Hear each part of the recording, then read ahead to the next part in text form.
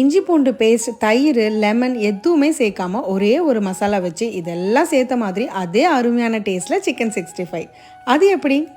தோ Thillai chicken 65 masala with no preservatives. எவ்வளோ easy மெத்தட்னு பார்க்கலாமா? 1/2 kilo boneless chicken, leg piece 1/2 kilo பசங்களுக்காக எடுத்திருக்கேன். இப்போ இது கூட 50 கிராம் தில்லை சிக்கன் 65 மசாலா சேர்த்து பரட்டிக்கிறேன். தேவைப்பட்ட லைட்டாக தண்ணி தெளித்து பிசைஞ்சிக்கலாம். எனக்கு இந்த மசாலாவில் ரொம்ப பிடிச்சிருந்ததே இவங்க காஞ்ச வெந்தயக்கீரை போட்டிருக்காங்க. வாசனை ரொம்ப தூக்கலாக இருந்தது. வெறும் ½ அன் ஹவர் தான் நான் ஊற வச்சேன். பட் எக்ஸ்பெக்டே பண்ணல டேஸ்ட் அண்ட் அரோமா இவ்வளோ அட்டகாசமாக இருக்கும்னு.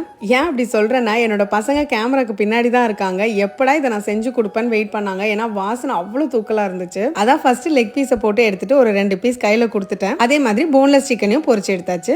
எனக்கு ஒரு விஷயம் கண்டிப்பா மென்ஷன் பண்ணணும். சில 65 மசாலா பாத்தீங்கன்னா காரம் கூடுதலா இருக்கும், இல்லைன்னா உப்பு குறைவா இருக்கும். பட் இந்த 50 gram Thillai chicken 65 masala 1 kilo கறிக்கு பர்ஃபெக்டா இருந்துச்சு. அப்படியே டெக்கரேஷனுக்காக கொஞ்சம் கருவேப்பிலையும் பச்சை மிளகாயும் வறுத்து இது மேல போட்டு ஒரு ரெஸ்டாரண்ட் ஃபீல் கொடுத்துட்டேன். பாருங்க, நான் சொன்ன மாதிரி 6 லெக் பீஸில் 2 லெக் பீஸ் காணும். இருங்கடா நான் ஃபைனல் ஷாட் எடுத்துட்டு தரேன்னு சொல்லி நிற்க வச்சிருக்கேன். இல்லைனா லெக் பீஸ் மட்டும் பிளேட்டில் இருந்திருக்காது. இவங்க கிட்ட எக்கச்சக்கமான அதர் மசாலா ஆப்ஷன்ஸும் இருக்குது. நீங்கள் சிக்கன், மட்டன், தண்ணி குழம்போ, சார் செய்யணுமோ, சூப் மாதிரி சாப்பிடணுமோ, கறி வெளியில் வாங்குங்க, மசாலா இவங்கள்த போடுங்க, சட்டுன்னு வேலையை முடிங்க. அதோட குழம்போ, தொக்கோ, வறுவலோ எல்லாத்துக்கும் தனித்தனியாக மசாலாஸ் வச்சுருக்காங்க. இஞ்சி பூண்டு பேஸ்ட் கூட நீங்கள் போட தேவையில்லை, எல்லாமே இன்க்ளூடட். அப்போ ஈஸி பீஸி தான்.